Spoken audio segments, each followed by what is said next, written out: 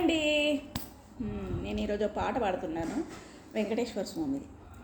ఏడు కొండలపైన ఏల వెలిశావు, ఎవరికి అందక ఎందుకున్నావు, తెలియని వారికి తెలుపర స్వామి, కన్నుల పొరలను తొలగించవేమి.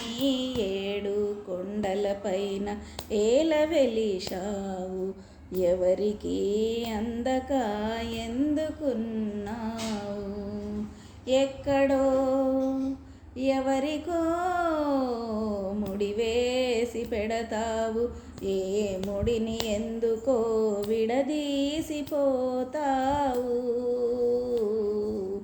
ఎక్కడో ఎవరికో ముడివేసి పెడతావు, ఏ ముడిని ఎందుకో విడదీసిపోతావు.